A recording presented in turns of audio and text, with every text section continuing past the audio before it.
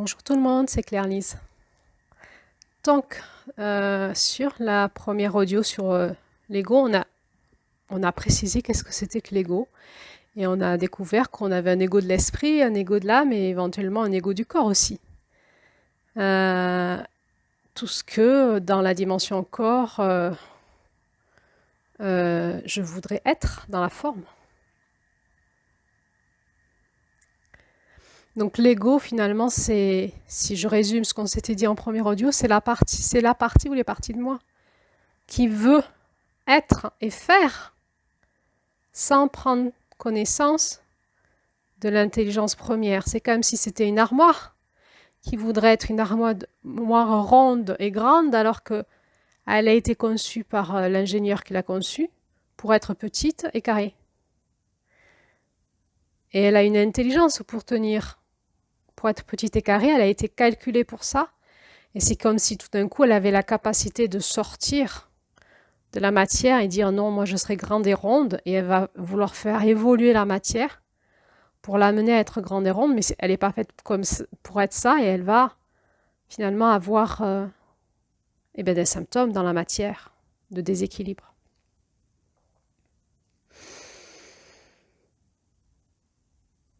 Comment se structure notre ego? Eh bien, à travers nos blessures, bien sûr, nos chocs de vie. La première chose, c'est ça. Donc, comment je réagis à mes blessures? Soit en soumission, et je vais dire oui, d'accord, d'accord, c'est ça, et je vais me construire dedans et je vais le défendre ensuite, mais c'est pas moi. Je vais défendre une théorie, je vais défendre une idée, une religion, une spiritualité, un concept, mais c'est pas moi en fait. C'est pas ce que je pense profondément. Ou alors je vais me construire en rébellion, dire jamais, jamais, et je vais faire l'inverse. Mais c'est toujours pas moi. C'est toujours de l'ego. Et du coup, il va falloir que je revienne à mon intelligence source. Qu'est-ce que dit mon intelligence source pour que je redevienne qui je suis?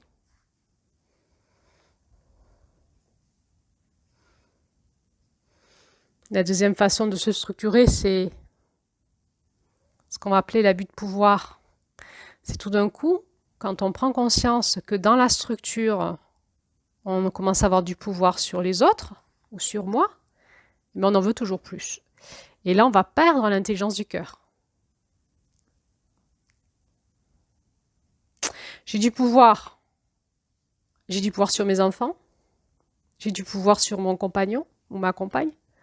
J'ai du pouvoir sur mes élèves si je suis professeur. J'ai du pouvoir sur mes employés si je suis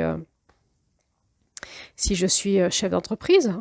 J'ai du pouvoir sur mes patients si je suis médecin. J'ai du pouvoir sur mes patients, mes consultants ou mes clients si je suis thérapeute. Toute position dominant-dominée donne du pouvoir. Et il y a ces positions-là sont nécessaires dans certaines fonctions. Évidemment que le parent aide l'enfant à se construire et qu'il y ait une position où le parent est supérieur à l'enfant dans le lien relationnel, dans le positionnement dans la relation. Évidemment que si vous avez un cancer, que vous allez voir un médecin, vous n'êtes pas en position de lui expliquer les choses au médecin. Okay, c'est lui qui vous explique.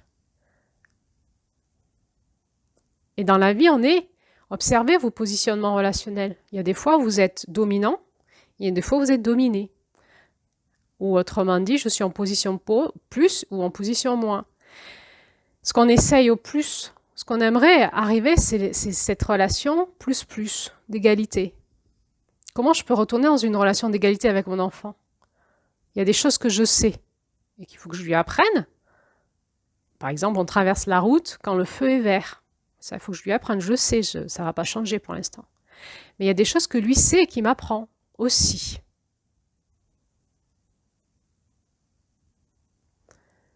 Quand je suis thérapeute, mes clients, mes patients, mes consultants m'apprennent des choses. Tout le temps.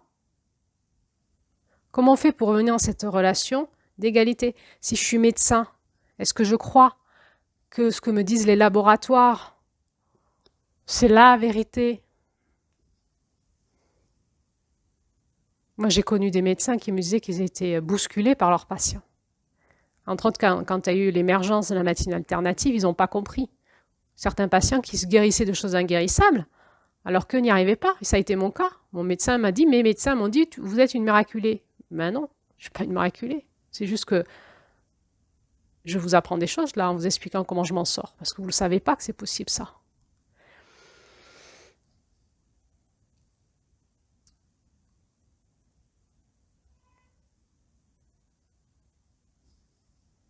Alors il y a cette montée en puissance du pouvoir. Et dès qu'on a du pouvoir, eh bien, il y a quelque chose qui vrille hein, dans notre structure psychologique et dans notre structure émotionnelle. Et on observe que toute personne qui a du pouvoir a une perte d'empathie jusqu'à ne plus en avoir du tout. C'est automatique. Donc quelqu'un qui réussit dans la vie, dans son entreprise, ou qui déploie une belle famille, ou qui réussit dans sa clientèle en tant que médecin ou en tant que chirurgien, qui va être respecté dans sa clinique, etc. Ou quelqu'un qui développe un cabinet de thérapeute qui est connu, qui est reconnu, qui a de la clientèle. Un enseignant, un professeur. Moi, je me souviens de ces professeurs qui venaient nous faire des cours à l'école d'infirmière sur, entre autres, la neurologie, ou la génétique, ils avaient tout faux. Ils avaient tout faux et 20 ans après, leur cours, il a jeté à la poubelle totalement. Ils étaient là avec leur savoir et leur connaissance. Du coup, comment on fait quand on est scientifique ou quand on est dans la profession médicale pour accepter de élaguer nos croyances et repartir dans une nouvelle onde de forme par rapport à l'expérience que la vie nous donne. Et des fois, on le refuse. Il va y avoir ces batailles d'ego et de pouvoir. Et donc, à un moment, quand on est dans une belle réussite, à un moment, il va y avoir toujours le féminin qui va nous dire stop, va pas plus loin. Pour l'instant, en tout cas. Pour aller réécouter ton cœur. Réécoute ton cœur. Réécoute ton être profond. Reviens dans une position de positif à positif aux autres. Tu enseignes des choses. Tu as des promos entières, tu es invité partout, etc. Tu enseignes, tu fais des conférences. Ok, ça suffit maintenant. Écoute ton cœur. Qu'est-ce qui a changé dans ton expérience par rapport à ce que tu disais il y a 2 ans, il y a 3 ans? Comment tu évolues? Est-ce que tu es capable de rectifier ton discours, ton enseignement, voire même de dire c'est plus ça maintenant? Et il y a cette notion comme de la respiration. J'inspire, je respire en permanence. C'est ça l'équilibre du masculin et du féminin. Et quand je m'expanse, il y a une limite et je vais... Donc je m'expanse, je respire. Et ensuite, il y a une limite et je vais expirer. Jusque je reviens à cette pause respiratoire et je réinspire. Et finalement, dans ma vie, c'est ça. C'est quand je m'expanse, c'est qu'à un moment, je sais m'arrêter et me désexpanser. M'expanser et me désexpanser. C'est ça, hein, lumière blanche, lumière noire, lumière blanche, lumière noire. Masculin, féminin.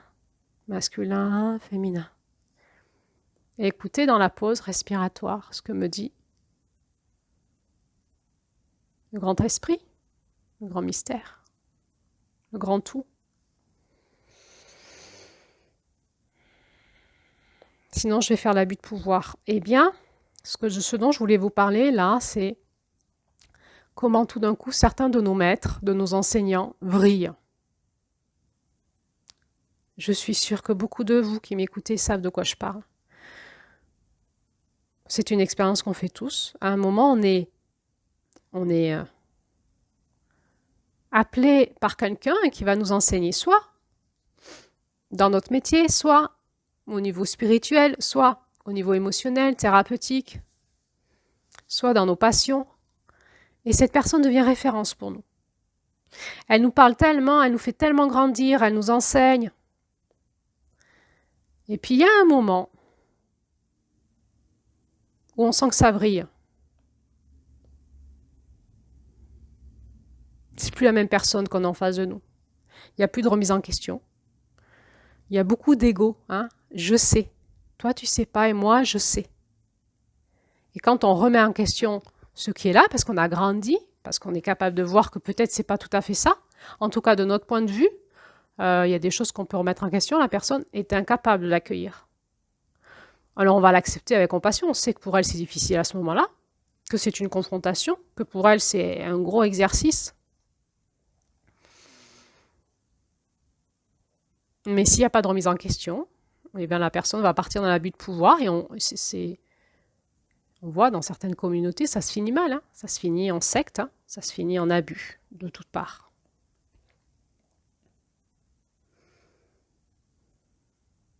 Cette humilité que donne le féminin, qui nous dit tu sais rien en fait. En permanence, tout ce que tu sais peut s'écrouler parce que tu croyais savoir, mais c'était pas ça, ou c'était pas tout à fait ça, ou c'était un peu ça, mais pas beaucoup.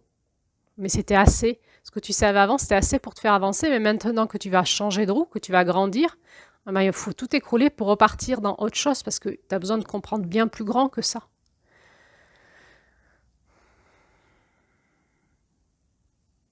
Et c'est là où on va nous partir dans l'indépendance, c'est-à-dire on va se séparer de nos maîtres, nos enseignants, nos thérapeutes, nos leaders, ceux qui nous inspirent, et tout d'un coup on se dit c'était ça mais c'était pas ça.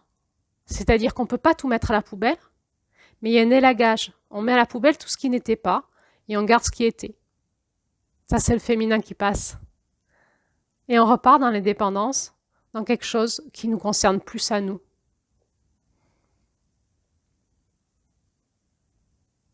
On peut le vivre avec nos parents, nos enfants vont nous le faire vivre, on peut le vivre avec nos patrons, nos coachs, nos thérapeutes, nos leaders. On peut le vivre dans des partis politiques, on peut le vivre dans toute communauté, espace, groupe, où il y a un leader qui nous inspire, qui nous tire en avant, et à un moment, paf, on va se séparer parce que c'est pas possible. Là, c'est plus possible. Et il va y avoir tout un remaniement égotique en nous dans la séparation. On va être remanié dans nos émotions, dans nos pensées, notre façon d'être en relation, parce qu'on avait beaucoup investi dans ce lien relationnel. Ça va brasser dans le corps, et puis à un moment, moi je trouve qu'il faut se faire accompagner à ce moment-là, si jamais on était en lien avec quelqu'un de très important pour nous, pour digérer, faire ce phénomène de digestion, et de laisser tomber en fait tout ce qui n'était pas de la vie et de l'amour en nous en fait, et garder ce qui était. C'est-à-dire qu'on ne peut pas jeter le bébé avec l'eau du bain. En fait, on ne peut pas être dans une pensée binaire. C'était finalement tout nul, hein, ou tout bien. Non, c'était un peu tout. C'est-à-dire qu'il y avait une structure, une onde de forme, une méthodologie, un discours, une pensée, une idée qui était bien chez cette personne qui m'a beaucoup inspirée, qui m'a beaucoup alimentée, qui m'a beaucoup construite. Et puis à un moment, c'est assez. Le reste, ça va pas. Ça va pas. Soit ça déraille, soit ça me correspond plus. Et j'arrête. Alors on peut arrêter cordialement une relation si la personne en face a la conscience de ça et qu'elle ne peut pas accompagner partout les personnes, qu'il y a un moment où c'est assez pour les personnes. Et sinon, ça fera des conflits relationnels parce que la personne en face ne va pas accepter que son ego, c'est-à-dire l'identité qu'elle s'est construite et qu'elle veut, qu'on acquiesce, qu'on honore, qu'on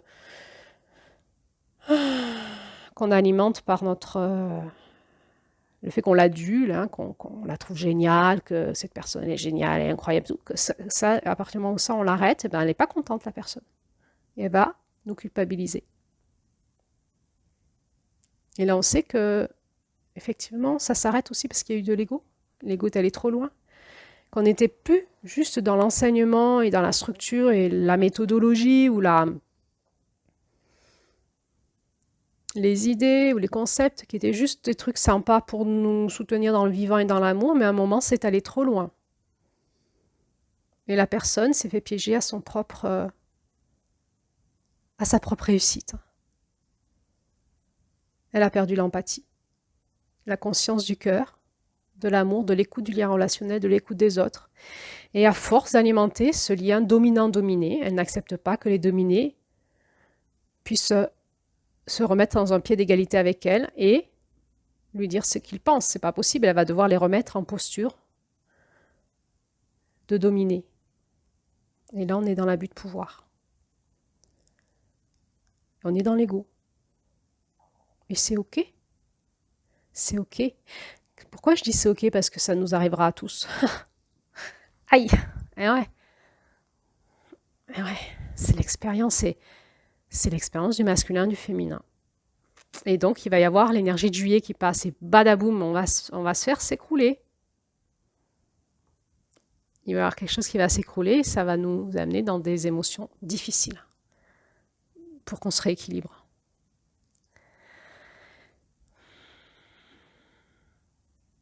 Alors c'est ok que l'autre soit là-dedans, c'est ok que je l'ai vécu, que je me suis fait avoir par un leader qui m'a embarqué trop loin. C'est peut-être ok que moi je le fasse simplement. Je vais juste observer en moi, dans ma vie, comment ça se passe cette danse entre mon masculin et mon féminin, entre mon ego et mon être spirituel, entre mon ego et la vie et l'amour en moi, pour pas que ça soit trop, que ça bascule, que ça déséquilibre, pour que ça soit de l'alliance de vie, de l'harmonisation. Et puis si c'est trop, ben je rectifie. Je me fais aider. Je me fais aider pourquoi? Pour remettre en questionnement mes pensées, ou c'est allé trop loin. Pour permettre à mes émotions de s'écrouler, à mon ego d'âme, pour permettre à mon corps de se remettre en route dans la vie. Des fois, j'ai besoin d'aide à des moments. C'est ça aussi l'humilité. Et puis, dans ces moments où j'ai besoin d'aide, quand j'ai grandi, je vais apprendre toujours à... Comme je me remets dans une position dominant-dominée, quelque part, quand j'ai besoin d'aide, ben, je suis pas bien, et je me donne à l'autre, dans la thérapie, dans les soins. Si j'ai un cancer, que je vais voir un médecin, tout ce que me dit le médecin, je le prends, quoi. Ça me brasse, je suis dans mon espace vulnérable le plus grand, en fait, hein, et attention à ce qu'on dit à ces moments-là.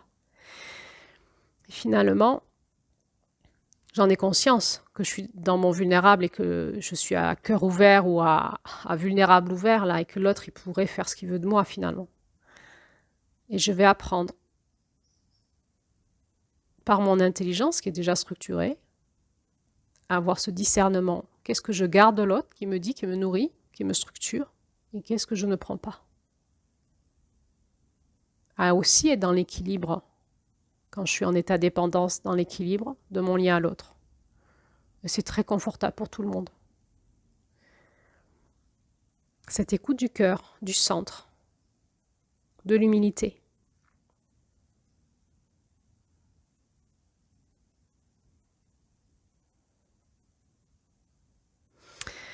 Voilà, je vais faire un dernier audio sur l'ego en lien avec la thérapie ou le développement personnel ou développement spirituel, tout l'ego qu'il y a dans ces milieux-là. Alors je vous dis à tout de suite pour cette 3e audio.